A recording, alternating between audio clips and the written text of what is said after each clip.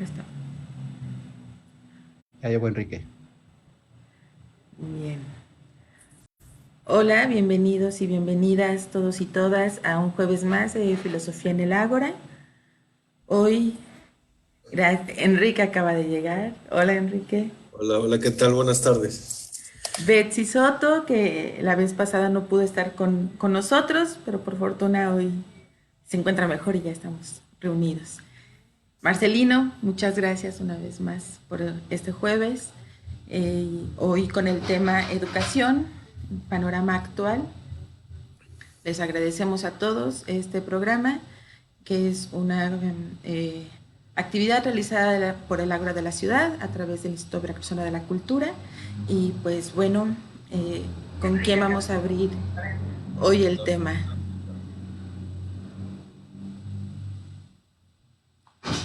Bueno, bueno, pues nada más un saludo a todos los que,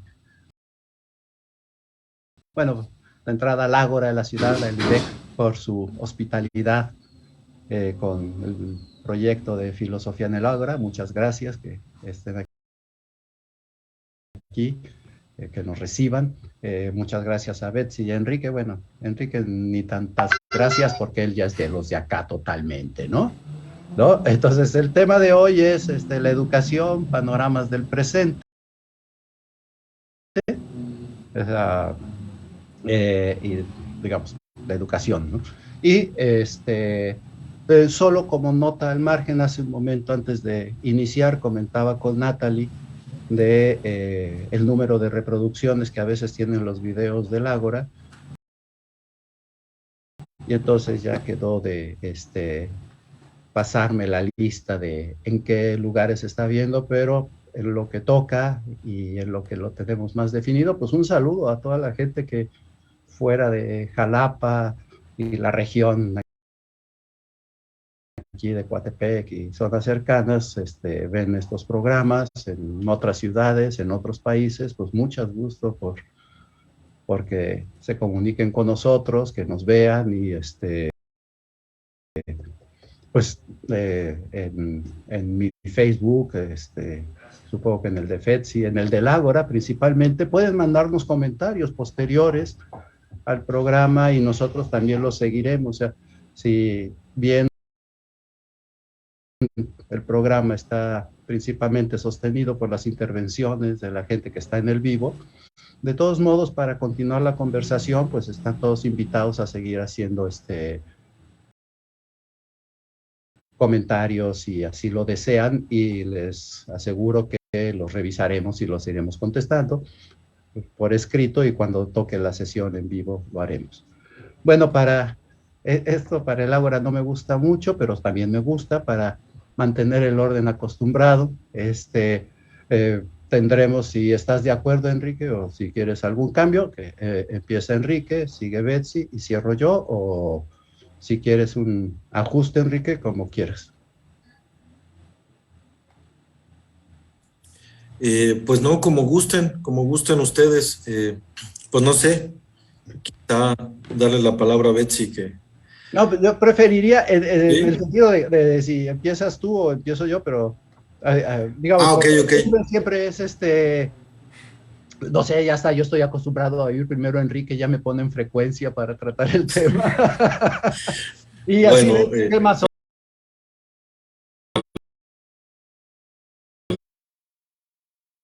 menos el esquema de la intervención. Entonces, si quieres la invertimos esta vez. Esta vez, si quieres, comienza tú, después Betsy, y pues yo, y ¿no? ¿O ok, cómo?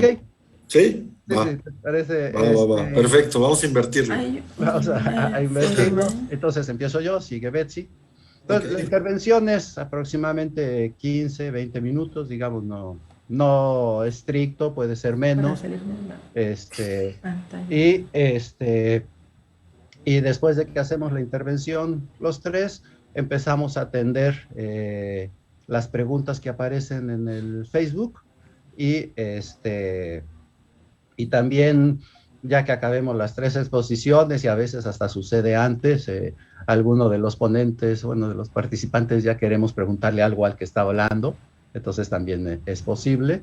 Y desde luego, como siempre, pues nuestra primera asistente, en el sentido de asistencia, no de apoyo nada más, sino de asistencia, es Natalie. Y Natalie, como siempre, estás invitadísima a participar en aquello que digas, yo no me quiero quedar callada. Me cuesta trabajo, perdón. Sí, sí, ¿no? Y además, en un tema como puede ser todavía más intensas las ganas de decir algo, ¿no? Bueno, estamos hablando de la educación. La educación, digamos, es una cosa especial. Tenemos 2500 años hablando de educación mínimamente, digamos, toda la tradición grecolatina, occidental en la cual vivimos. A veces nos enteramos de lo que ha sucedido en otras culturas de manera mayor o menor, pero estamos en esto. Entonces, no es un tema nuevo, ¿no? Esta idea de un tema que no es nuevo, pero paradójicamente siempre es debatible, ¿no? Parece que a pesar de toda la larga trayectoria del mundo educativo en las sociedades occidentales, una parte inherente es ser discutido, ser debatido, ser corregido, ser modificado. Y si vemos la historia de la educación, ser abandonado, ¿no? O sea, podemos ver diferentes instituciones educativas que existieron de un modo y desaparecieron. Otras que reemergieron reconstituyéndose y reconfigurándose completamente, ¿no?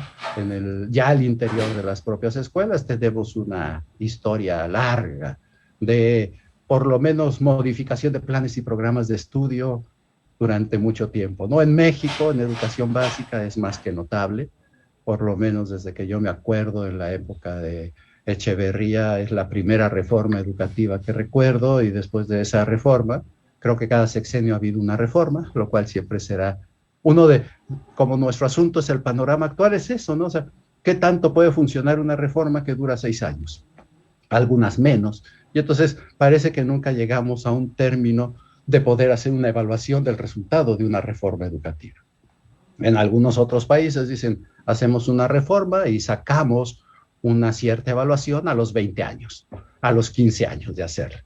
Aquí, no sé, me comentaban, y Betsy a lo mejor lo tiene mucho más claro en su momento, de que había niveles escolares como la secundaria y creo que algunos de primaria que estaban llevando 3 planes educativos distintos porque los de primer ingreso estaban con una reforma, los de segundo año estaban con otra y los de tercero estaban con la anterior, y entonces estaban encimando los planes que venían, ¿no? Entonces, digamos, es algo inherente al mundo educativo, ¿no? Es de estarse corrigiendo, evaluando, ver los plazos, los tiempos en los cuales queremos observarlo y las urgencias que la sociedad nos manda para hacerlo. Entonces, digamos, en este sentido, cuando decimos panorama actual, pues desde luego que tenemos que ver algo de la larga historia. Me acuerdo de mis pocas clases que sí ponía yo mucha atención, aquello de el trivium y el quadrivium en la Universidad Carolingia, pues ya no leemos eso, y durante mucho tiempo eso era lo que había que leer. Ahora leemos otra cosa. Cuando vemos los planes de estudio de hace 100 años, hace 50 años, decimos, ellos estudiaban otra cosa distinta a la mía, ¿no? Muchas veces. Entonces, este dinamismo del mundo educativo, que está vinculado al dinamismo del mundo de la producción del conocimiento, es algo que no debe sorprendernos, decir, ay, es que otra vez hay que arreglar. Pues parece que a eso nos dedicamos en el mundo educativo, a ser arreglando, ¿no? Ahora, digamos, una de las cosas que están, yo puse como 4 categorías para organizar esto que voy a decir.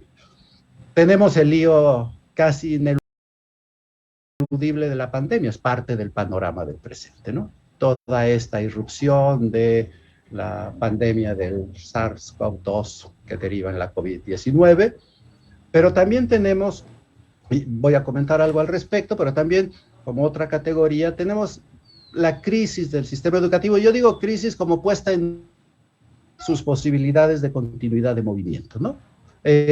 Solo eso, porque el concepto de crisis siempre parece que uno sale y ahora parece que hay tendencias de cambio mayor. Entonces, pero hay una crisis. En este sentido, digo, la pandemia ahorita ha generado por lo menos 2 efectos, ¿no? Yo digo, eso que algunos llamaban el efecto resplandor, y parece que todo el problema educativo es la pandemia, y yo creo que para nada, ¿no? O sea, es un gran problema, pero no es el problema, ni el único problema del mundo educativo, pero pues como cuando te dan un farolazo enorme, es tan impresionante, nos ha impactado tan intensamente en el mundo social esto de la pandemia, que entonces parece que todo lo que hay que pensar es alrededor de la pandemia. Entonces yo creo que hay que cuidarnos de ese efecto resplandor porque hay otros asuntos que traen largo aliento y que vienen también en una idea de anticipación de futuro. Y por otro lado, yo creo que sí, la pandemia ha servido para ser, yo diría así, como un detonador de visibilización y de aceleración de procesos. En el mundo educativo, no sé, llevamos 20 años por lo barato hablando de las nuevas tecnologías, ¿no? Las TICs, ahora dicen las TACs y lo que sea. Bueno, la pandemia nos hizo ponernos a marchas forzadas para hacer transiciones hacia el uso de los recursos digitales, con todo lo que implica, no solo como herramienta, sino modificación del concepto de educación, comunicación, etcétera, dentro del ámbito escolar, ¿no? Entonces, la pandemia nos da esos dos momentos, ¿no? Uno, el efecto resplandor, que parece que solo hay que discutir eso, y creo que hay que discutir más cosas, y el efecto, sí, detonador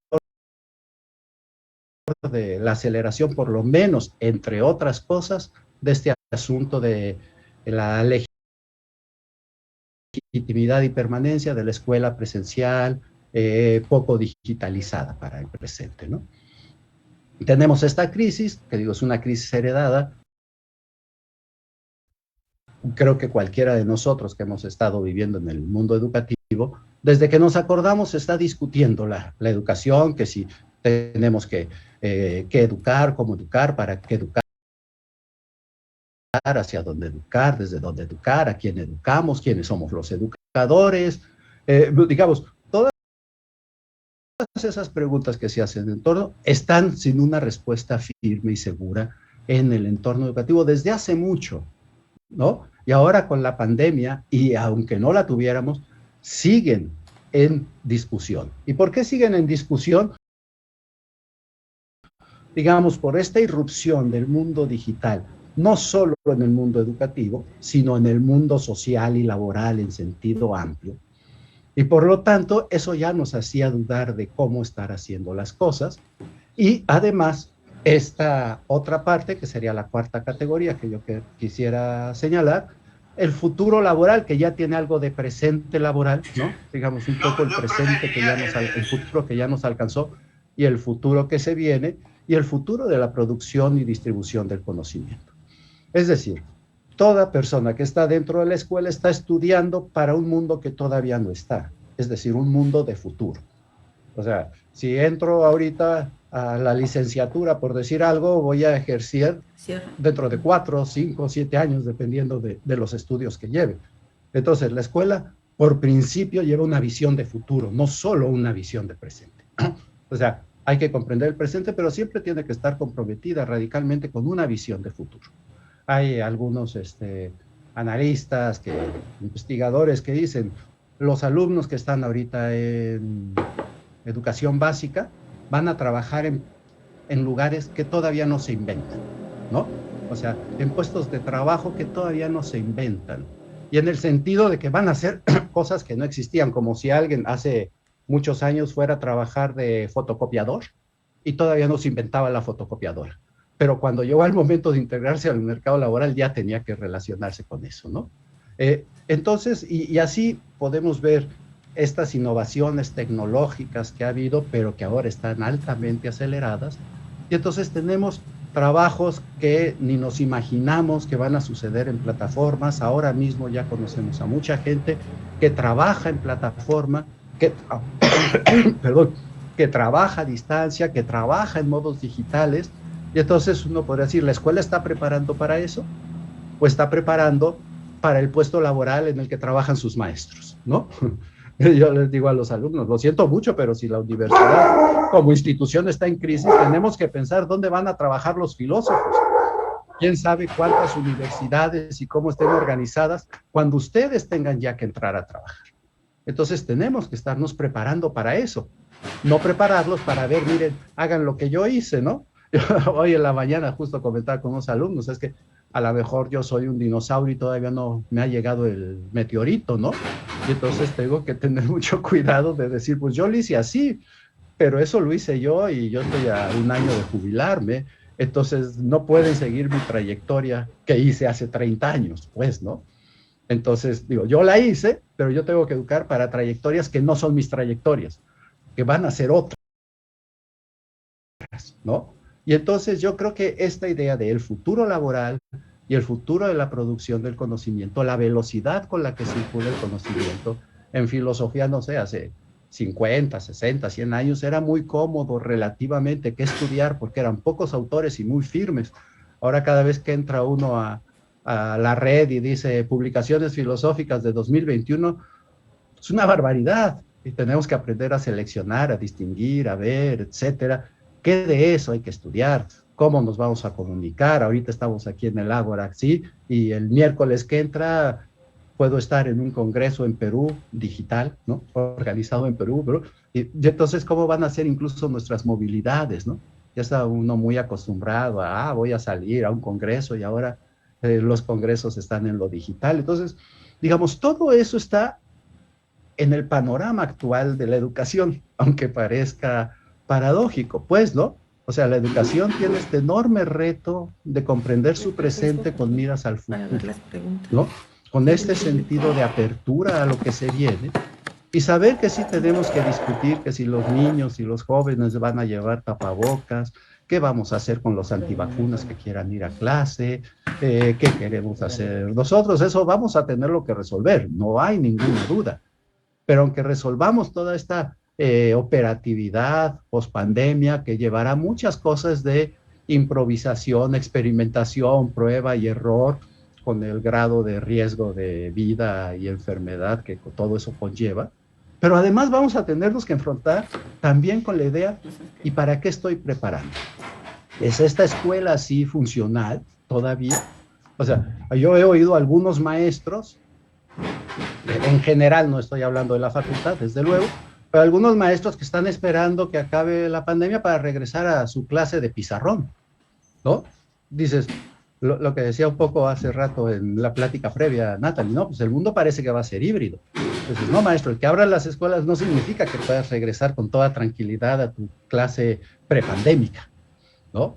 ¿Cómo vamos a tener que mejorar todas estas prácticas didácticas?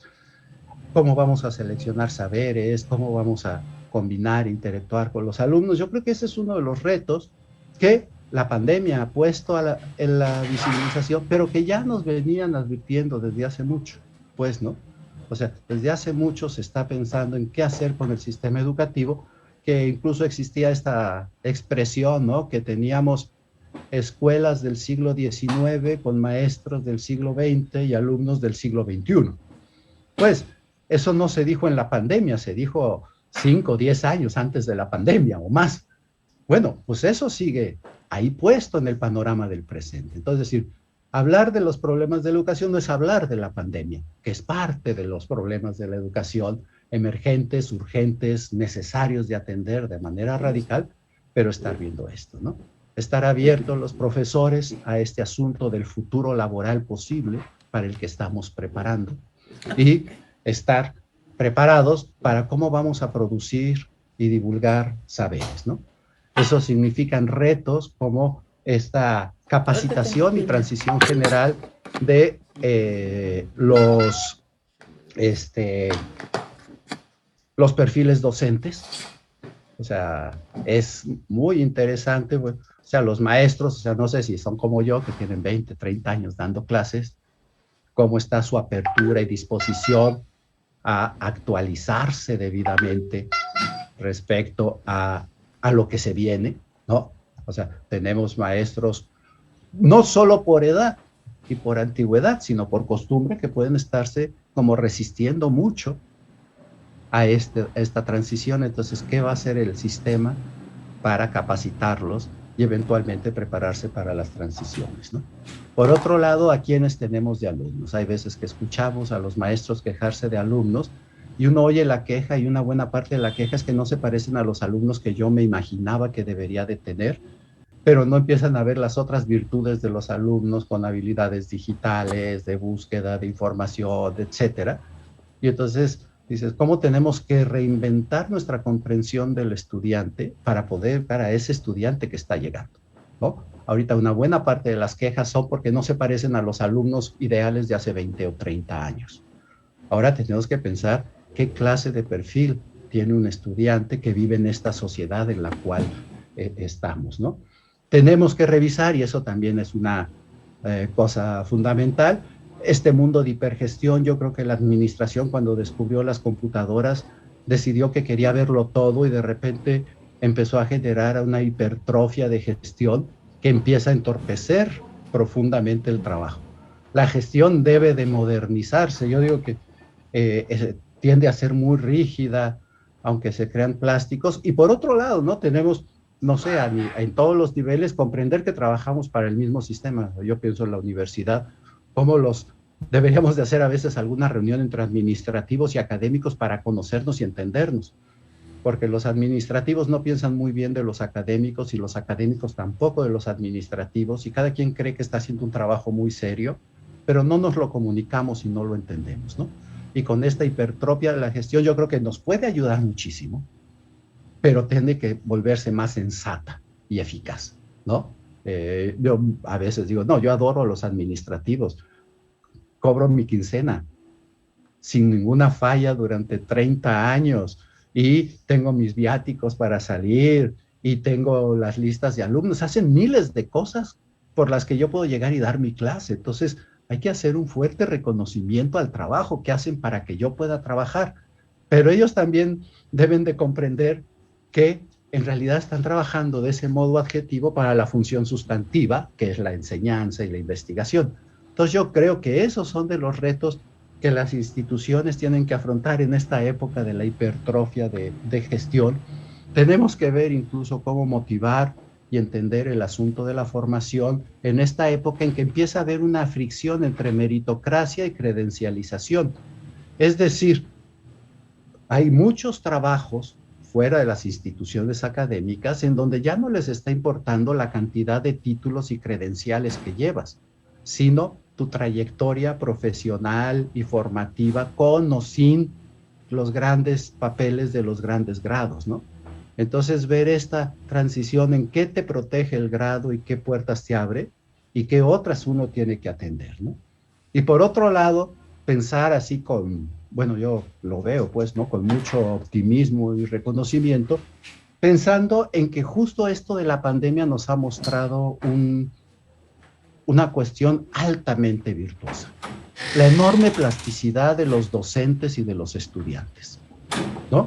O sea, de la nada y de un día para otro, vamos a decir, nos cerraron las escuelas y nos dijeron, síganle en el mundo digital. Y los maestros y los alumnos a tapaderazos, con celulares, con lo que fuera, hemos seguido, maestros de educación básica hasta educación superior, trabajando. Eso muestra un nivel de plasticidad y adaptación impresionante, ¿no? Y los alumnos también, de haber estado asistiendo a clase y oyendo, ahí van y bueno, a ver, comparto pantalla, quiero intervenir, aprendo a bajar, a compartir, etcétera. Entonces, digamos, eso ya quedó muy puesto. Entonces, ¿cómo le vamos a recuperar toda esa fortaleza que han mostrado el mundo académico? Los administrativos también habrán hecho sus enormes esfuerzos y todo, pero digamos, en este nivel de el acto escolar, digamos, el acto docente y eso, es impresionante, ¿no? Ahora que lo puede ver uno a la distancia, dices, ¿cuántos maestros siguieron trabajando por correo electrónico, con plataformas, con Zoom, con eso? Y le entraron y aprendieron y cada vez uno iba aprendiendo más. Eso es muy importante, ¿no? Y por otro lado, también así como dejar de hacer como, ay, cómo dejar de, no le bajé el volumen, ustedes disculpen, cómo dejar de mitificar las fallas y eso, ¿no? es que hay muchos alumnos que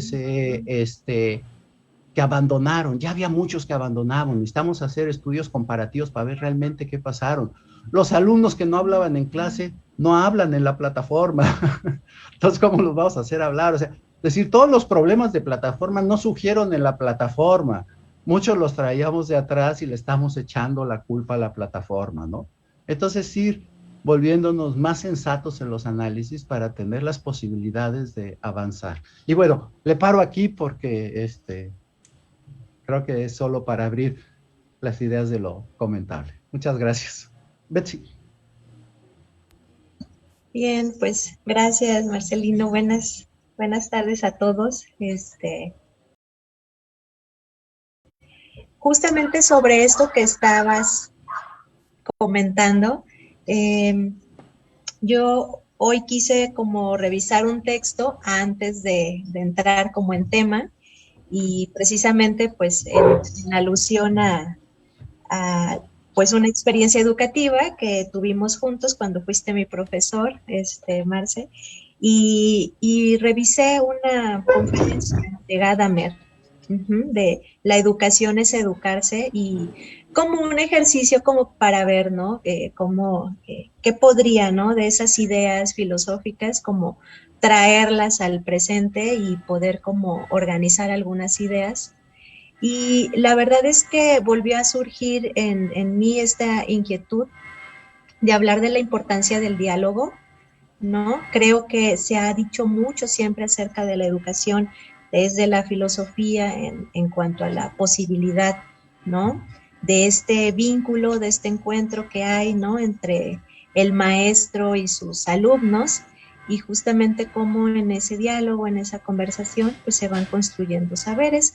Eso no es algo nuevo, está desde Platón, desde Aristóteles, pero pensando justamente en la actualidad, veíamos cómo estas concepciones de educación, que pues pueden ser muy diversas, pueden tener como distintos referentes, pero analizando lo que pasó en las prácticas en educación básica, en educación media superior y superior, justamente la concepción de educación en algún momento se planteó, ¿no?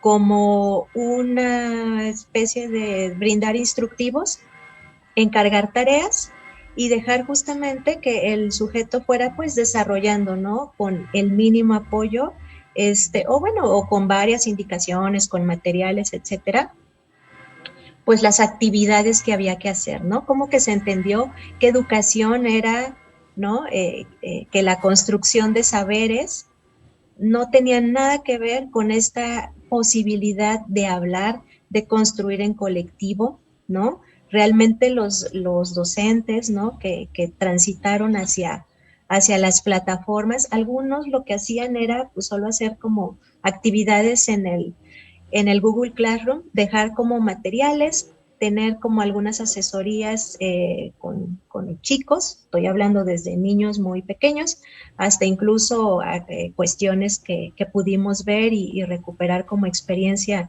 en la Escuela Normal Veracruzana, ¿no? Que pues es una institución de educación superior, y vimos que en esta transición muchos dejaron el diálogo, ¿no? Y los vínculos fuera, ¿no? Y bueno, es algo que creo que hay que repensar más allá de con o sin la tecnología, ¿no? Los sujetos que se encuentran y construyen saberes en el diálogo, pues me parece que es algo primordial, y que justamente pues, no se trata de la plataforma o de una planeación novedosa o de conocer el enfoque del e-learning, ¿no? Empezar a saber cuáles son las mejores apps para construir recursos didácticos. Creo que sigue siendo fundamental la cuestión del diálogo, ¿no? Y cómo justamente pues diálogo implica vínculo, implica alteridad, y bueno, pues es algo que me parece que adviene en la experiencia educativa de una manera relevante, ¿no? Y que tenemos que seguir repensando. Otra cuestión que ahora que que volvía a leer este texto como una manera de problematizar, ¿no? Como de decir qué podría yo, ¿no? Justamente dialogar con Gadamer en esta actualidad y que justamente me podría propiciar hacer como, pues, leer desde otras referencias, ¿no? Como que no pensaba en esta parte de la participación de la cultura justamente para comprender el mundo y poder dialogar. Creo que algo que me preocupa mucho como profesora, ¿no? Tiene que ver con los estudiantes, como tú dijiste, ¿no? Los que tenemos, ¿no? Cuando hay una diferencia, ¿no? Generacional, que además cada vez se va marcando más, ¿no? No me pasó, no me sentía tan ajena cuando empecé a dar clases y tenía 27 años, todavía incluso podía ir a fiestas que me invitaban y podía como entender sus conversaciones y sus ritmos, y ahora es como me siento muy lejana y luego me da hasta pena porque me tienen que explicar así como ciertas cuestiones en sus diálogos que no entiendo. Entonces, definitivamente esta posibilidad de articular un diálogo pues tiene que ver sobre cómo participamos en la cultura, y mucho de lo que sucede, ¿no? Con los jóvenes ahora, por lo menos es lo que he visto, ¿no? Desde mi labor, es la incapacidad para poder justamente sentirse incluidos en este mundo de cultura científica, ¿no? O sea, de repente hay una serie de prejuicios, de elementos que son como difíciles de ir sobrellevando en la práctica cuando hablamos pues sobre la importancia de leer, de expresarse correctamente de manera escrita, ¿no? De poder leer un texto científico que habla de educación, pero al final pues tiene su argumentación, y es como de repente cada vez más difícil incluso posibilitar la lectura. No es algo que, digo, yo nunca pensé en educación superior dar clases sobre comprensión lectora, ¿no? Por ejemplo, antes de empezar a desarrollar, como en su momento me pasaba, ¿no? Contenidos, poder justamente hablar de qué opinan, ¿no? Qué les pareció, qué dudas. Antes de eso es como clases previas de comprensión lectora para que se puedan acercar a un texto y no se frustren, ¿no? Entonces, esta cuestión, ¿no? De cómo participamos en la cultura, de cómo justamente creo que cada vez los jóvenes están más excluidos de este mundo científico, ¿no? De poder, bueno, de este mundo de saberes, de poder como participar, ¿no? De sentirse cómodos, de dialogar, ¿no? De no petrificarse frente al no saber o a que sea algo como complicado, es una cuestión que me parece un reto.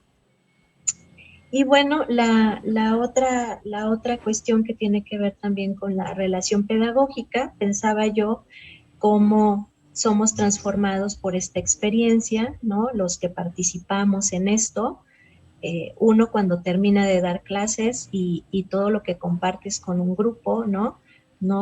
Pues no sigue siendo el mismo, ¿no? Te transformaste, cambiaste, pudiste justamente a veces felizmente dialogar y ampliar, ¿no? Tu red de sentidos, y pues las personas que participan, ¿no? Contigo como estudiantes también.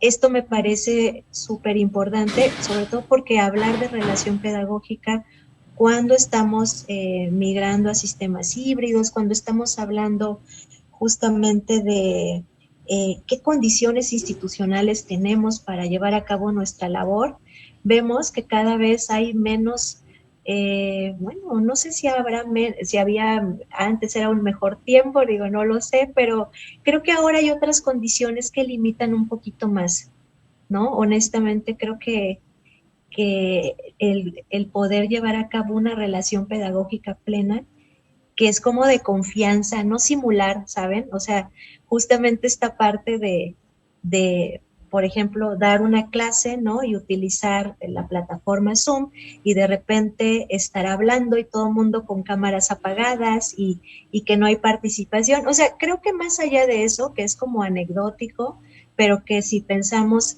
que qué pasaba hace 3 años, a lo mejor en contextos presenciales, creo que esta cuestión de la relación pedagógica y de justamente mostrarnos como somos, de no simular, ¿no?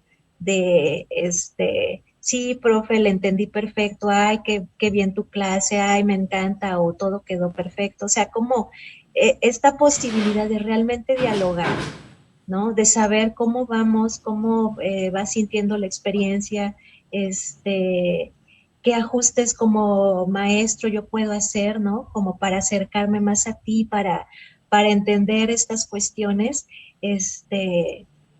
pues a veces hay grupos, ¿no? Hay personas que te lo posibilitan y a veces no, ¿no? Y justo una de las cuestiones que, por ejemplo, ¿no? Que yo, a las que llegué, ¿no? Cuando veíamos textos y ver como la tesis y la argumentación y los conceptos centrales, me di cuenta que no había participación porque justamente no había posibilidad de leer, ¿no? Entonces como con mucha pena, pero también con mucha apertura, era de decirme, pues es que esto no sé cómo entenderlo, Betsy, ¿no? Esto no, no me queda claro, pero no me queda claro nada, ¿no? O sea, de cómo leo esto, cómo me acerco, ¿no? Entonces, bueno, pues a veces uno aprecia mucho esa, esa apertura, ese mostrarse, pero otras veces es justamente simular, ¿no? Como que estamos aprendiendo, como que estamos, pero no estamos. Y en ese sentido, pues la relación pedagógica va más allá de la presencialidad física, ¿no?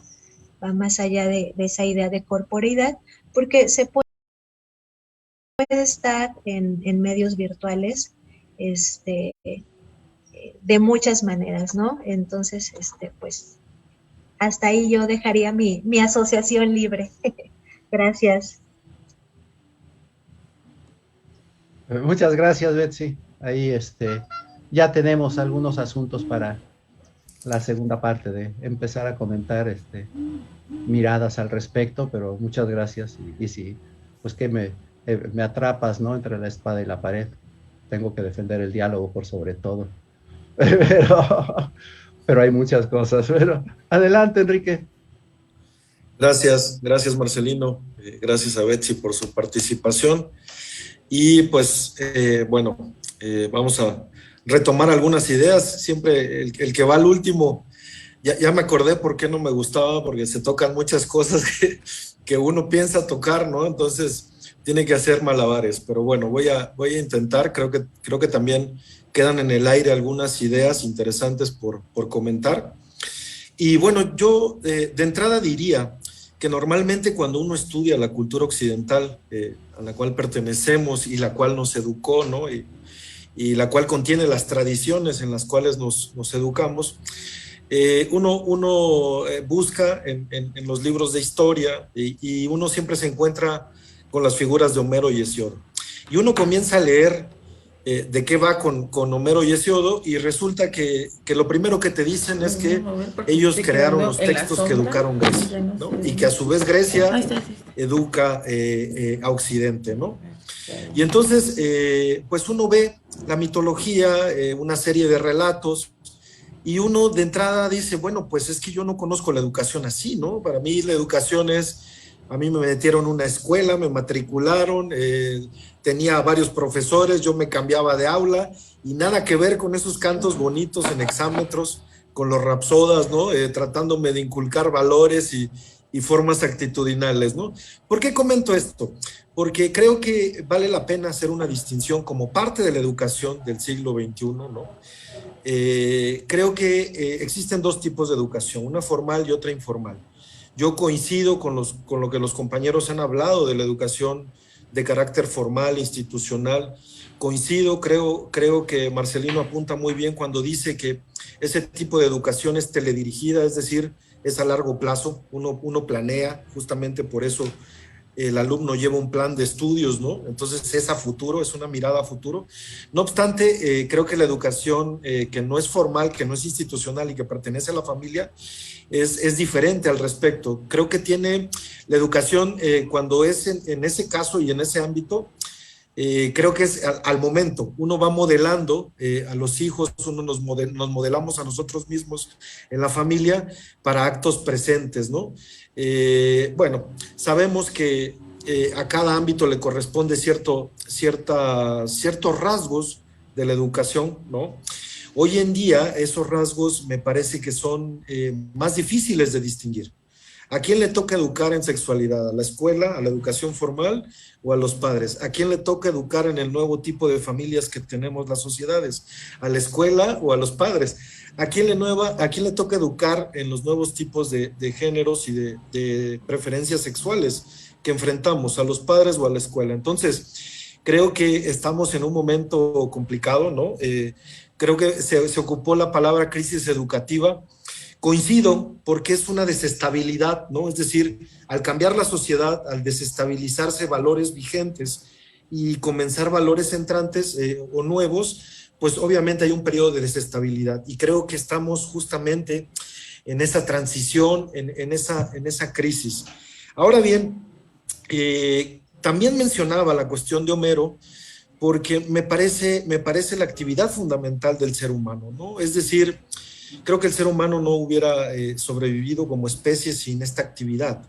Se transmite de generación a otra cómo cazar, cómo cultivar, qué conductas tener para tener la sociedad pues más o menos armónica, más o menos ordenada, cuáles no tener, ¿no? Entonces, esa transmisión de conocimientos, habilidades, actitudes con la política que trabajamos hoy en día, una política de competencias, ¿no? Es lo que de alguna manera ayudó al hombre a sobrevivir, ¿no? Yo la pondría como una de las actividades fundamentales de la cultura, si no es que la más fundamental. ¿Por qué? Porque es la que transmite cultura y es la que guarda ese acervo para crear más cultura. Entonces, no es una cuestión. Muchos desprecian el ámbito de la educación, ¿no? Estudian los profesionales, estudian su carrera, derecho, ingeniería, filosofía mismo, ¿no? Lo que sea. Y por ahí a veces entre los colegas, ¿y qué haces? No, pues estoy en una escuela. ¿Cómo? Si estudiaste ingeniería o medicina y terminaste educando, ¿no? A veces no es tan valorado el ámbito de la educación, a pesar de ser maravilloso, ¿no? Y a pesar de tener sus problemas, por supuesto, pero me parece que en ese sentido también el valor que se le da a la educación a veces no es el valor que se merece. Creo que los profesionales de la educación hacen un gran esfuerzo por sacar adelante generaciones, por educarlas, y a veces es infravalorado, ¿no? A veces incluso educador de cierta región del país es igual a agitador, ¿no? Educador de ciertas latitudes del país es igual a revoltoso, y creo que, bueno, hay que analizar mucho al respecto, ¿no? Prefiero no mantener posición, el debate es difícil ahí, pero sí hay muchas cosas que analizar, ¿no? Ahora bien, ya como parte de mi participación, también quise tomar a Homero, ¿no? Porque creo que en gran parte de la antigüedad y la modernidad se mantuvo el saber o los conocimientos se concentraron en dos figuras muy fuertes, que fue el sabio en la antigüedad y en la modernidad el ilustrado, ¿no? ¿Qué imagen obtenemos de estas figuras privilegiadas en las sociedades? Pues una imagen del saber concentrado en una persona, ¿no? El saber, la educación dependen de una persona, se concentran en una persona. Los modelos educativos de esa época, las academias de esa época cultivaban a la persona, se trataba de que la persona creciera, sí, por supuesto, ¿no? Hoy en día eso se mantiene, la persona tiene que crecer con base a su educación. No obstante, las teorías educativas actuales son más enfáticas con el contexto. A mí me parece que las posiciones educativas, tanto de la antigüedad como la ilustración, tenían objetivos de cultivar al individuo, pero no eran tan enfáticos en todo eso que se cultivó en el individuo, cómo le va a beneficiar a la sociedad, o qué le va a dar a la sociedad, o qué responsabilidades va a tener para con la sociedad.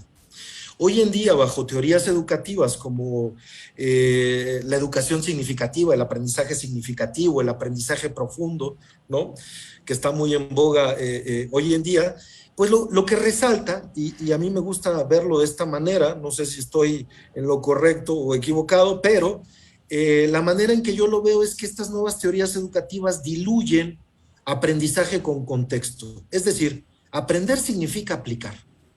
El que aprende, ¿no?, no es aquel sabio que alberga sabiduría, alberga conocimientos, alberga una virtud para sí mismo, ¿no?, sino que el que sabe, el que aprendió alguna carrera, algunos contenidos en algún programa formal, es capaz de aplicarlos allá afuera, es capaz de atender un problema, es capaz de llevar afuera aquello que estuvo trabajando, ¿no? Entonces, en ese sentido, podríamos decir que ¿para qué se educa? Pues se educa para un contexto.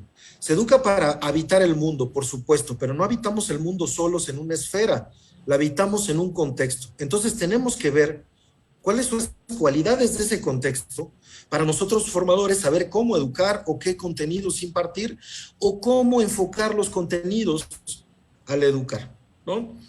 Ahora bien, atendiendo directamente el planteamiento de nuestra sesión de hoy, creo que en el contexto justamente tenemos varias características que considero es hacia donde deben ir los retos de la educación, ¿no?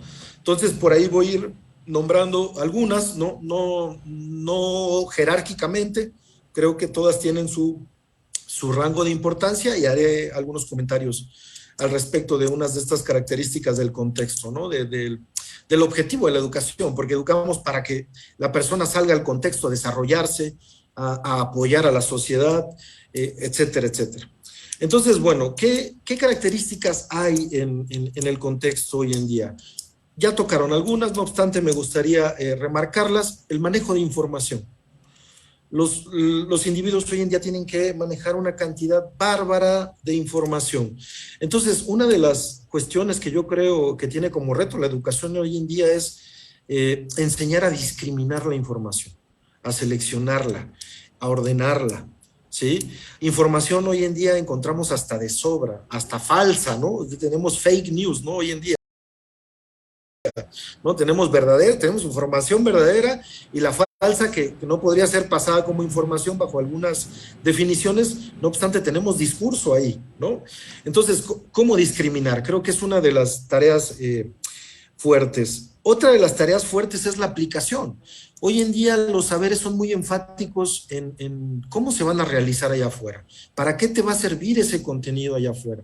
Hace un par de años veía un documental muy interesante que se llama Torre de Marfil, o en inglés Ivory Tower, y es un documental norteamericano que habla sobre la dinámica de las universidades contemporáneas, ¿no?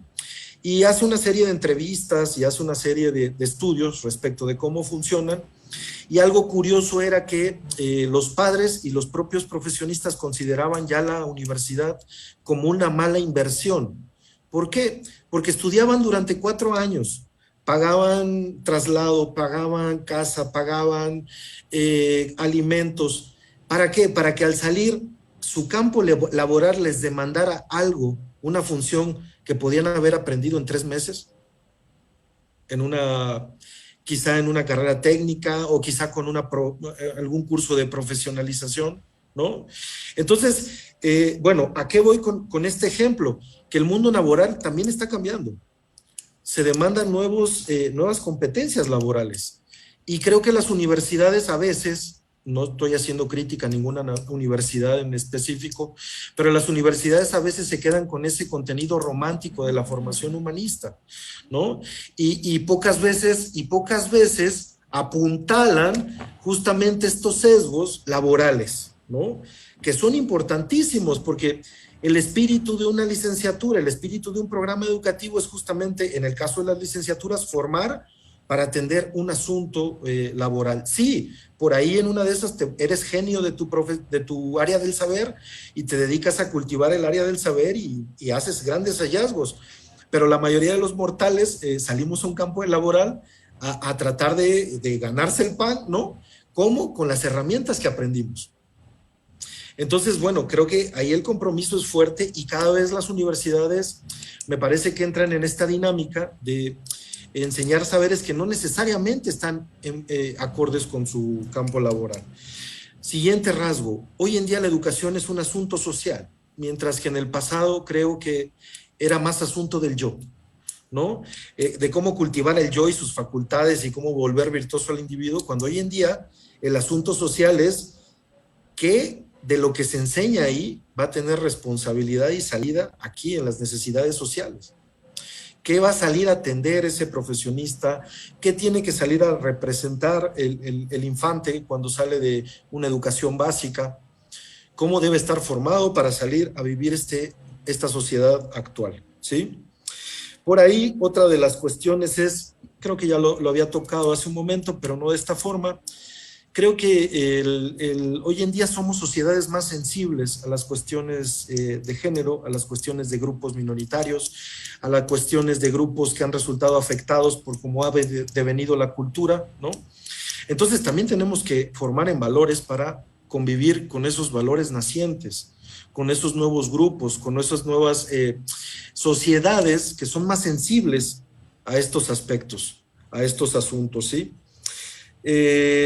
Indudablemente, algo que ya tocaron aquí los compañeros es el uso de las tecnologías. Hoy en día son saberes obligados, ¿no? Creo que esto de la tecnología, además de que lo que dijeron los compañeros, creo que también vino a poner el dedo en un asunto bien interesante. Las sociedades hoy en día, por lo menos a nivel de civilización, de urbanización, son muy complejas.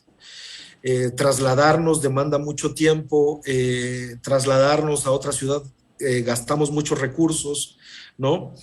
Entonces, hoy en día se abre como una ventana plausible, pues, ¿no? Totalmente efectiva para el mundo educativo. Yo he tenido una experiencia, pues, un poco extraña, porque, pues, justo todo esto es nuevo, con mi hijo, ¿no? Mi hijo, resulta que este modelo a distancia le vino pues como anillo al dedo. Él se siente cómodo, no se estresa, siente que tiene pauta entre una clase y otra como para ir a tomar agua, como para estirarse un poco. Entonces, esta ruptura con lo tradicional de estar en el aula sentado todo el tiempo o más tiempo hasta que llegue el receso, de reprimirse de repente, poder ir al baño, tomar un vaso de agua ahí delante de la propia clase, etcétera, etcétera, esto se lo ha minorado. Y su proceso de aprendizaje puedo decir que incluso ha mejorado. Se siente más animado, se siente más tranquilo, se siente más relajado. Yo sé que hay otras implicaciones, porque también estudiar en casa, estudiar con un monitor, bueno, obviamente tiene otros impactos de carácter psicológico, psicoeducativo, también considero que por ahí golpea, pero bueno, también el presencial los tiene. Porque al rato el alumno le cuesta trabajo aprender de un libro, le cuesta trabajo aprender de la pantalla porque necesita al profesor. Entonces, bueno, ¿a dónde voy con esto? No lo sé. El punto es que están emergiendo asuntos interesantes que nos dan que pensar, que nos abren quizá el camino hacia nuevas formas educativas, ¿no? Y pues bueno, nosotros como pertenecientes a este ámbito se nos presenta como un reto. Otra cuestión, se maneja en el área pues de filosofía y en otras más que habitamos un periodo de posverdad. Y esto lo uno con un comentario que hacía Betsy, ¿no? Esta convivencia del alumno con la ciencia. Creo que si bien es cierto, también nosotros debemos facilitarle a los jóvenes ese contacto con la ciencia y cada vez acercárselas más o buscar formas de divulgación y generar un impacto en ellos. También creo que las sociedades actuales, desde las formas comunicativas, desde los medios de comunicación, hasta algunos procedimientos incluso de educación a nivel informal al interior de las familias,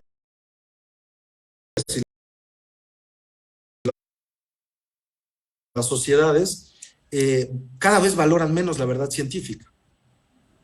Cada vez se valora un poco menos la verdad científica. Y entonces se empiezan a realizar empresas, se empiezan a fraguar conductas, se empiezan a fraguar ideologías al margen de esa verdad científica. Y creo que pues es todo un problema, ¿no? Hoy en día, no sé, en otros periodos históricos de la humanidad era difícil que alguien te dijera, no, yo no creo en la verdad científica, yo creo en mis ideas y yo voy a seguir mis ideas. Hoy en día es muy real, es muy real. No me importa lo que digan los médicos, no me importa lo que digan los virólogos, yo no me pongo la vacuna, ¿no? Entonces, no lo sé, estamos en un periodo difícil, ¿no? No tomo partido nuevamente respecto al asunto, creo que es complicado. Estamos en esa transición y es digno de analizarse. Por otro lado, y creo que voy hacia el final de mi intervención, retos personales. Yo laboro en este ámbito, ¿no? Y hay una serie de retos personales que saltan o resaltan siempre cuando se habla del ámbito educativo. El ámbito educativo, trabajar en el ámbito educativo demanda una constante actualización, no solo por el manejo de tecnologías, no solo por el manejo de la bibliografía y tener al tanto tus saberes para transmitirlos, sino por algo que decía Betsy, y es muy, hasta cierto punto, bueno, para mí ha resultado angustiante. Cuando yo ya me siento en una distancia generacional muy amplia con el alumnado, siento que ya no tengo un repertorio de ejemplos, siento que yo ya no tengo un repertorio de, ¿cómo decirlo?, tablas, ¿no?, lugares comunes sociales, que por lo menos eran los de mi sociedad cuando era joven, ¿no?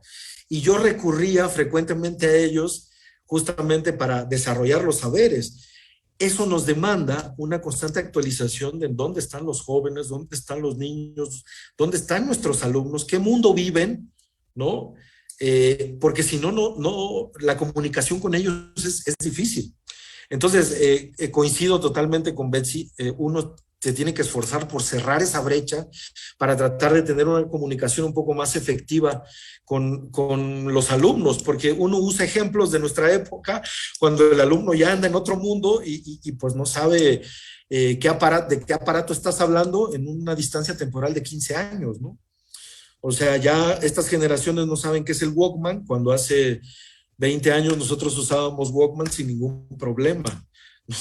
Lo cargábamos para todas partes, tal y tal, ¿no? Entonces, esa actualización de repertorios, esa introducción a su mundo de sentido, es todo un reto. Incluso a veces, me atrevería a decir, que es más difícil que la propia actualización académica o pedagógica, porque esa, pues como quiera, uno se pone a estudiar, está el libro y uno la va sacando, pero la otra avanza, ¡pum!, ¿no? Tienes un alumno que te habla de una aplicación, tienes otro alumno que te dice, no, es que ya salió la nueva, esa ya es arcaica, y llega el otro y te dice, no, maestro, ¿cómo le hace caso a ellos si está tal y otra aplicación? Entonces, uno ya habita, digamos, esa complejidad en la que viven ellos. Entonces, bueno, sería lo que puedo aportar por ahora y pues muchas gracias.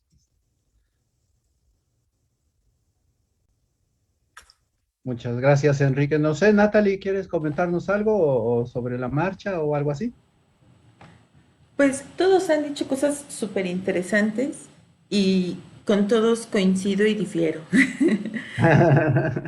Es básico y elemental el diálogo entre personas para el hecho de pensar, ¿no? Por supuesto, creo que sí, la virtualidad trae cosas muy buenas y cosas muy malas y se repiten patrones, esta onda de los que nos sentábamos hasta atrás en el salón, por supuesto somos los que tenemos la cámara apagada actualmente, ¿no? Por supuesto que lo somos, ¿no?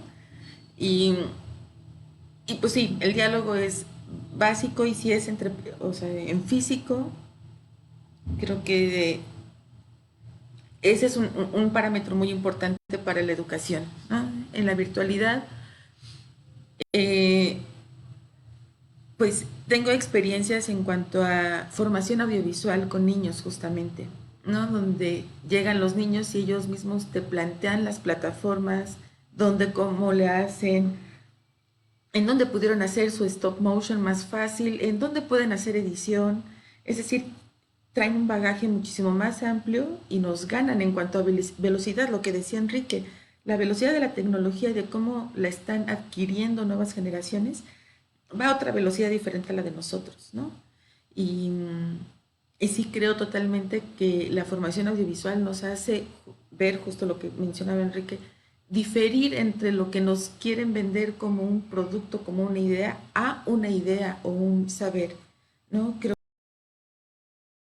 que la formación audiovisual es tan amplia, no nada más es saber hacer una animación o saber hacer cosas virtuales, sino diferir entre lo que estás consumiendo, lo que estás viendo y cómo y en qué sentido manejas todas esas plataformas y cosas que pueden provocar saberes y experiencias y educaciones, tanto pueden provocar más bien consumos problemáticos y otras cosas, ¿no? Es como la red y todo lo que está en línea, a veces pensamos que es educativo, que es un saber que se puede adquirir, pues no, sí nos hace falta mucha educación en cuanto a la virtualidad y cómo manejarla y cómo adquirirla y cómo pasarla a las nuevas generaciones, ¿no? No nada más a niños, como adolescentes también, incluso propios nosotros, adultos, ¿no?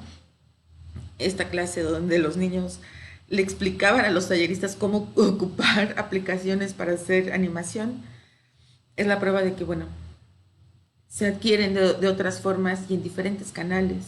También hablaban de que la educación en casa o con los papás, y por supuesto ya es social, ya nos educamos de lo que consumimos, de los amigos, de las relaciones, de lo que, relaciones sociales, con amigos, personales. Creo que ya la educación es algo tan amplio que no podemos solamente enfrascarla justo en familia o en escuela.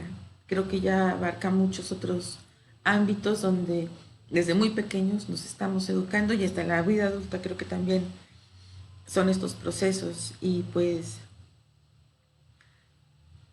sí, la educación en el panorama actual, lo comentaba antes de entrar al en vivo, creo que tiene que ser algo híbrido.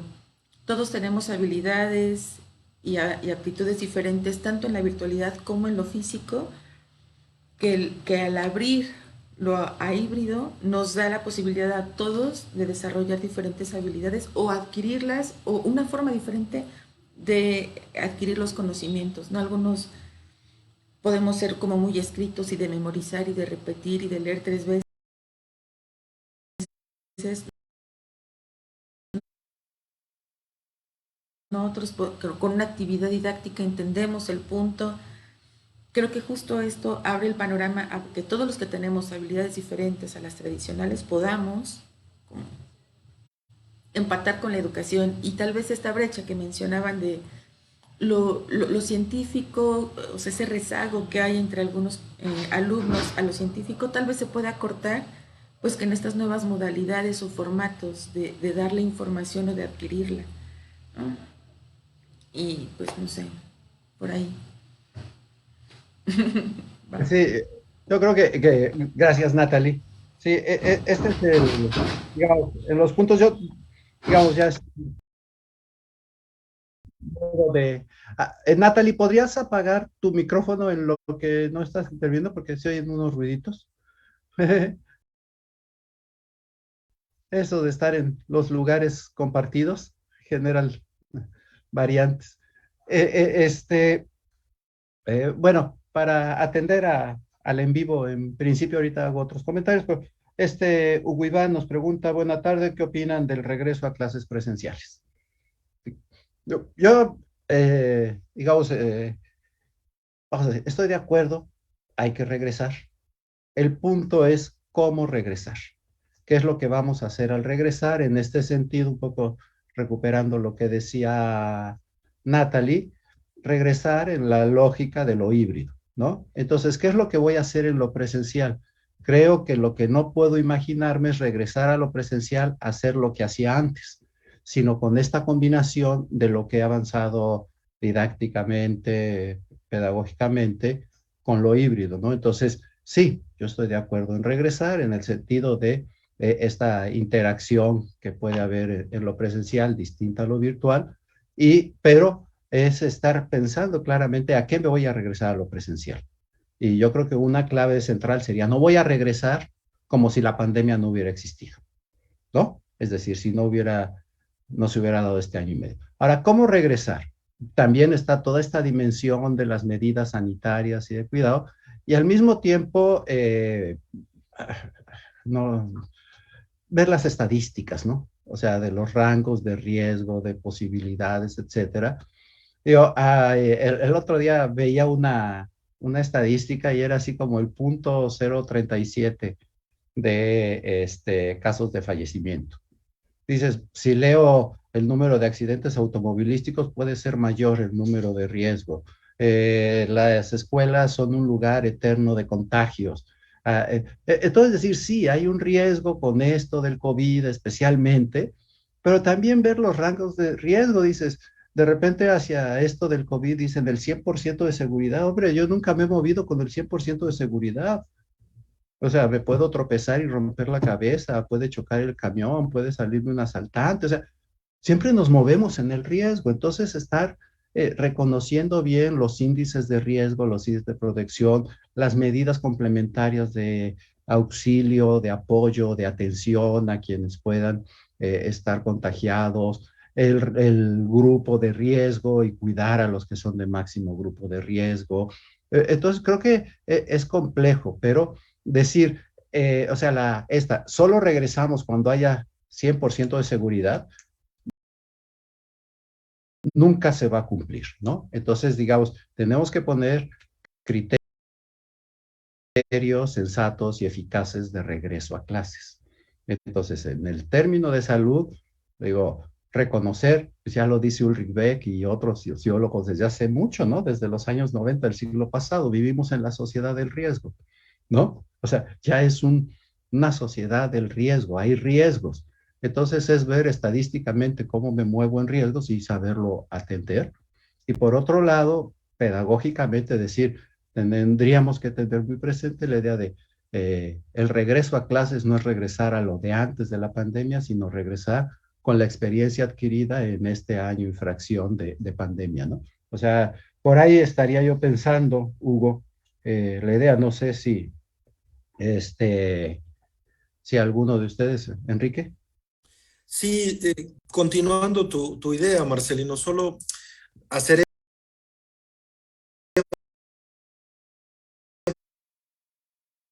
énfasis que justo creo que este periodo nos ha hecho valorar la presencia, ¿no?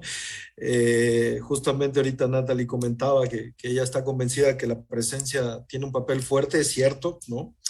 Entonces, creo que este valor que hoy en día nos ha enseñado este periodo por la presencia nos puede llevar a planear mejor nuestras intervenciones presenciales en miras a esta cuestión híbrida, ¿no? Yo creo que ¿a qué regresamos a la presencia? Responde a atender las necesidades educativas que requieren de la presencia, ¿no?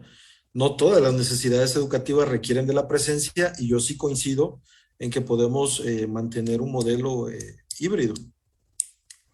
Sí, fíjate, quiero enganchar ahorita de esto del espacio escolar y el espacio hogareño. Manuel Lobato dice, es diferente el espacio escolar y el espacio hogareño. Los alumnos siguen obligados a mantener la formalidad escolar aun cuando su espacio efectivo y actual sea su propio hogar. ¿Qué tanto consideran que influye el espacio físico en la formación escolar? Voy a agarrar tu pregunta, Emanuel, para hacer una mini trampita previa. Yo creo que es uno de los temas centrales que tiene que pensar la escuela. La escuela históricamente era la encargada de formar, como dicen todavía las pedagogías actuales, al ser humano integral, ¿no? No lo decían así, pero era al ser humano. Lo decía Natalie, ahora hay muchas fuentes de formación, de educación. Entonces la escuela tiene que redimensionar sus posibilidades y sus obligaciones, ¿no? Entonces tenemos que ver la distancia y la diferencia que hay entre qué es lo que le corresponde a la escuela y qué es lo que le corresponde a la familia y a otros ámbitos, ¿no? Decía Enrique hace rato, ¿a quién le toca estudiar en género? Pues le toca a la escuela y le toca a la familia.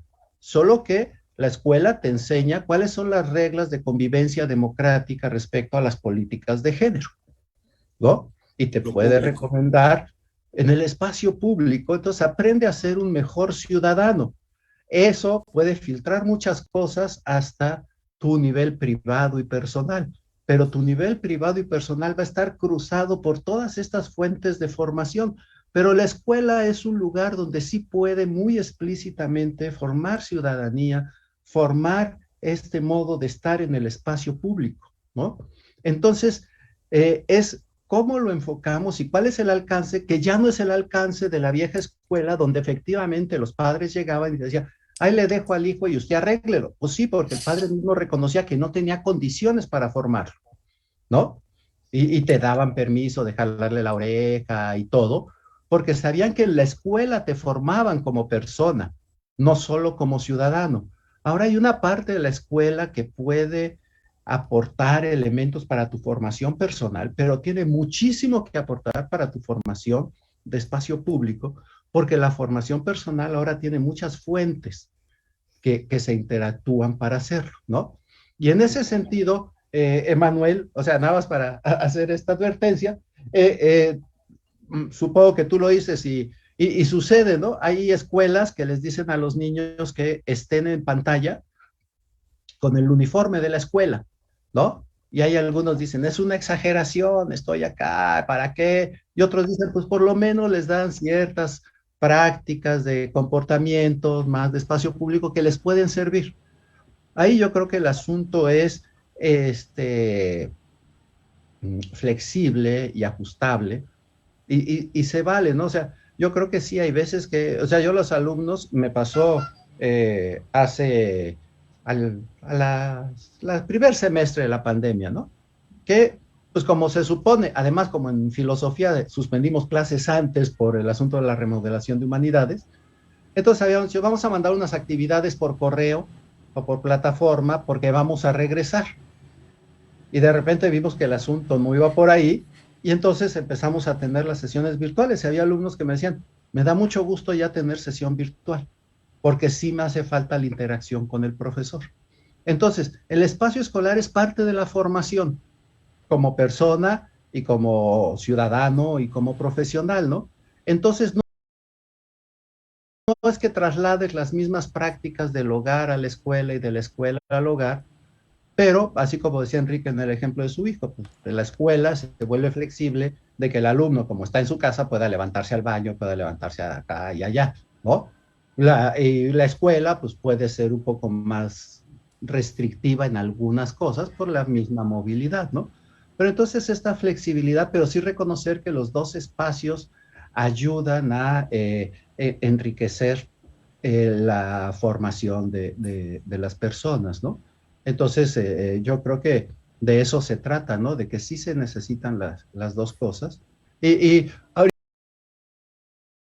dabas así pensando qué pasa en la casa y ahorita que hablaban de las cámaras, yo lo he comentado con los alumnos, nunca les reclamo que no prendan la cámara, porque digo, pues efectivamente ni yo quisiera prenderla, ¿no? Me explico, digamos, en esta observación de sí mismo en la época virtual, digo, yo como maestro nunca me vi dar clase, así de simple. Yo siempre daba la clase y me sabía ahí, pero nunca me vi dar clase. Y resulta que ahora, no en términos pedagógicos, pero digamos, estamos en el aula invertida. Resulta que el que se ve dando la clase es el propio maestro, aunque no vea a los alumnos. Pero yo entiendo que los alumnos tampoco estaban acostumbrados a verse en la clase, veían al maestro. Entonces, si uno prende la cámara y ellos te están viendo, es muy normal, es lo que sucedía en la escuela. Cuando mucho le echaban un ojo a los compañeros de al lado, pero no se estaban viendo a sí mismos. Pues, ¿no? Entonces, entender que parte de este juego de prender y apagar la cámara tiene que ver con este cambio de ambiente en donde el maestro tiene que sorprenderse. Yo a veces hago ejercicios con los alumnos, le digo, no les reclamo, y pues yo también apago la cámara y le digo, está muy divertido, esto parece un podcast, me siento como Bertrand Russell hablando en la BBC. Entonces ustedes oyendo y yo oyendo Y entonces tenemos toda la tecnología y resulta que en lugar de una videollamada estamos haciendo un podcast radiofónico, pero interactivo. Bueno, también se vale, pues, ¿no? Estar observando estos pequeños detallitos que suceden. Entonces el maestro, pues claro, como él sí está acostumbrado a ver a los alumnos, les dice, pónganse, ¿no? Pues dice, sí, maestro, pero nosotros no estamos acostumbrados a vernos. Y viendo la diferencia del ambiente escolar al ambiente casero, pues claro que en la casa uno no quiere que estén viendo todos sus gelengues o que pasa gente por atrás, o como estoy en la casa, aprovecho para moverme, pero como tengo algo de herencia escolar, pues me da un poquito de penita que me vean que me estoy levantando por el café y al baño y acomodar mi ropa, ¿no? Entonces ver todo esto que está sucediendo por estar en la clase en el ambiente casero, ¿no? Otra cosa, perdón, es que para que no se vea, cuando decías, Betsy, es importante el diálogo, yo creo que es importante el diálogo, pero ganar el horizonte del diálogo, ¿no? Y yo creo que hablar con los estudiantes, en principio, llevaría oírlos, escucharlos, en qué andan, ¿no? Porque yo sé bien que llegan a la escuela a aprender algo que no saben, pero no trato de generalizar a que no saben. Ellos saben mucho. Les platico rápidamente, tuve una experiencia hace unos años con un grupo de primer semestre y se me ocurrió que lo primero que tenía que hacer es tratar de conocer a los estudiantes y lo que se me ocurrió fue pedirles que me escribieran un cuento, ¿no? Yo sabía que no iban a saber mucho de análisis filosófico, pero dije, escriban un cuento. Y vieras qué bonitos cuentos escribieron, de calidad, bien escritos, llenos de buenas ideas y todo. La segunda versión del cuento fue, ahora utilicen algunos conceptos de lo que estamos viendo en el análisis filosófico. La tercera versión del cuento fue, ahora escríbanlo con las reglas del análisis filosófico. Y fue mejorando. Pero justo no confundir como profesor, no saben lo que yo quiero, a no saben. ¿Me explico? ¿Por qué? Porque justo van a la escuela a aprender lo que no saben, pero lo que ya saben lo traen, ¿no? Y entonces, incluso revisar por qué tienen que leer de tal manera, ¿no? Hasta dónde nosotros estamos, sí, la escuela tiene que enseñar algo, pero también en esta cuestión del diálogo es cuál es la preocupación de la sociedad, como decía Enrique, y cuál es la preocupación de los individuos de qué aprender. Porque a veces lo que queremos es discutir mucho las maneras de aprender, pero nos cuesta trabajo revisar qué aprender. Y a lo mejor, aunque suene muy brusco, habría muchas cosas que ya no tendríamos que aprender, ¿no? Y que eso es función de la reflexión colegiada de las escuelas. Esto ya no hay que aprenderlo. Esto ya está en información en línea y ya listo, ¿no? Yo en una reunión comentaba, ¿no? El otro día, yo cuando era niño me tuve que aprender las capitales de todos los estados y de todos los países y los ríos y las cordilleras. Pues ya lo olvidé. ¿Por qué? Porque ahora ya no tengo que acordarme. Ahora tengo que abrir Google y buscar capital de tal y listo, y sale mucho más rápido que si lo tuviera de memoria. Igual yo me sabía fecha de nacimiento y muerte de muchos filósofos. Ahora ya nada más sé de qué época eran. ¿Por qué? Porque si necesito su fecha, le digo a cualquier alumno, yo lo hago.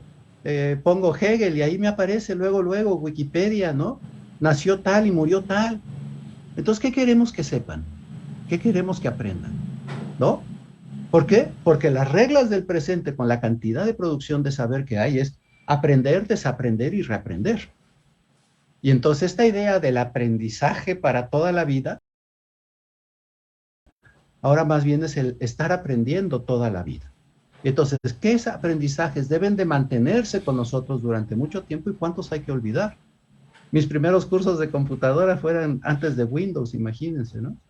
Y entonces yo tenía que saber todos los comandos de teclas. Ya lo olvidé. ¿Por qué? Porque ya tengo mouse. ¿Para qué quiero saber eso?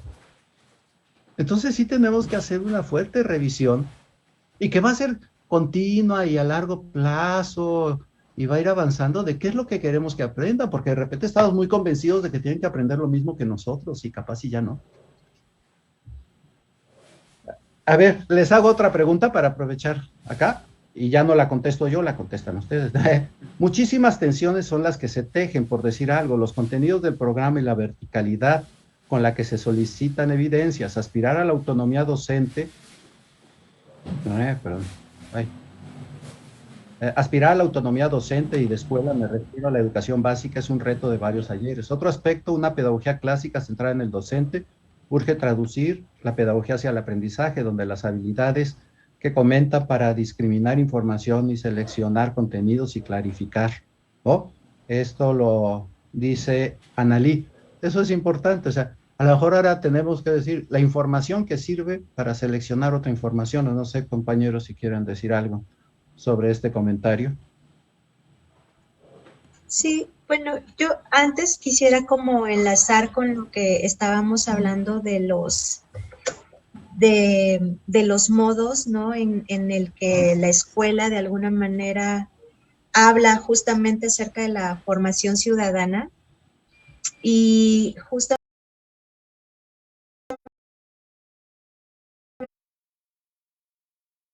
en esta cuestión de los ambientes de aprendizaje, bueno, pues hemos visto que podemos aprender en diferentes espacios. En este caso, pues en casa también se puede aprender.